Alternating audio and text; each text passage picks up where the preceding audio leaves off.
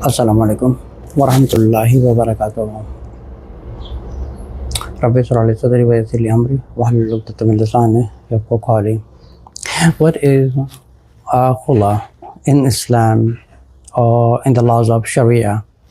Basically, when we look at the married couple, they usually sometime there's a conflict between the both of two. They do not get along with something. Like let's say, for example, the husband has some disagreements with the wife, and the wife has some disagreements with the husband. And the most of the conflicts on the side of the wife, she has for the husband. Let's say she don't get along with it. Could be a financially, it could be sexually, or it could be a mentally satisfaction, or it could be any reason she don't get along with the husband. So what she does that, she asks her husband, please divorce me because I do not want to get along with you and I'm not mentally satisfied with you. So the husband refused to give her the divorce and convince her to be with him, but mentally she is not satisfied with him. Like it could be financial, it could be they are not getting along, or it could be dominating her, or it could be any reason. So if he refused to give her a divorce, so she goes to contact a local imam, or it could be a Sharia council, it could be a Sharia board, or it could be any imam, or it could be any imam who is authorized to give the fatwa by in writing and by stamps and by signing the declaration. So she contacts him. She tells the imam, okay, I'm not getting along with my husband, and some cases are like the minors, but some cases are like a major.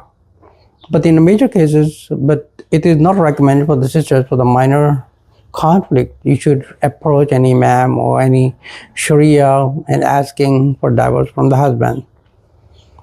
Because in a minor cases, so she has a problem of getting patience with her husband. She has a patience problem.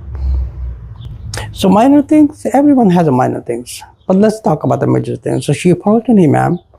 She tells him, okay, I don't get along with him and he doesn't want to leave me. I want you to mediate between us. So the imam or the mufti, he becomes a mediator between the couple.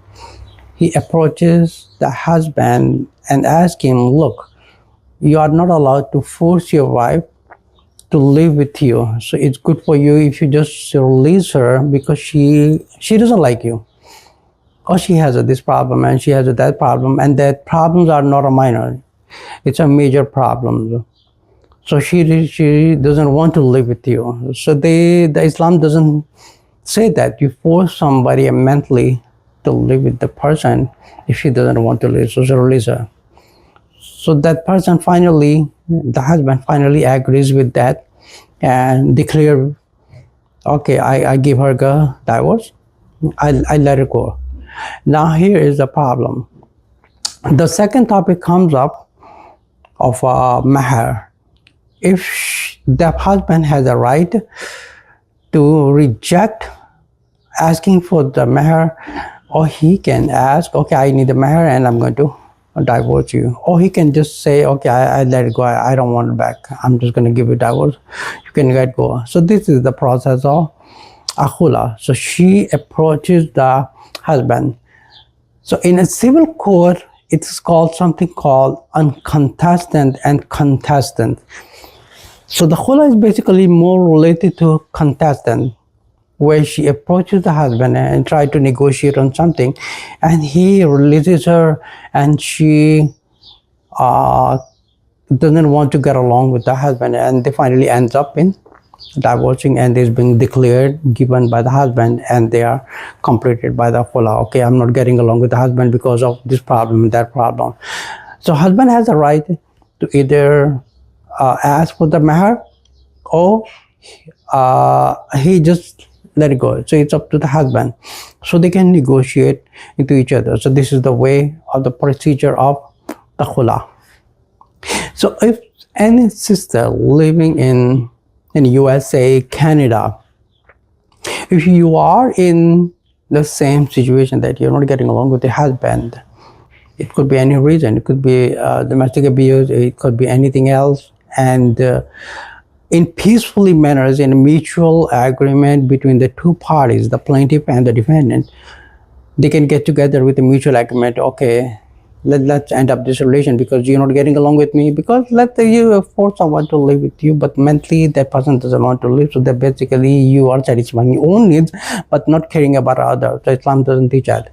Islam teaches that the both has an equal right. She can get out of the relationship, or he can get out of the relationship. And another point, when a woman files a khula and the declaration is being completed, in the matters of khula, she has the right to go back to husband by any time, by making a decision, going back to doing the re-nikah, asking for the haq mahar again, going through the same process as it was done in the beginning.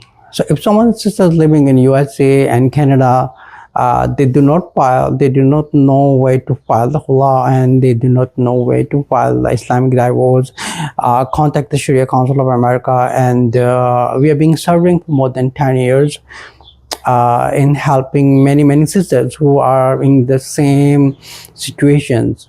And some of them are being in extent that they have contacted the law enforcement in the local area. So all those sisters living in Canada and USA, or you're looking to file a khula and you do not get along with your husband, so contact the Sharia Council of America.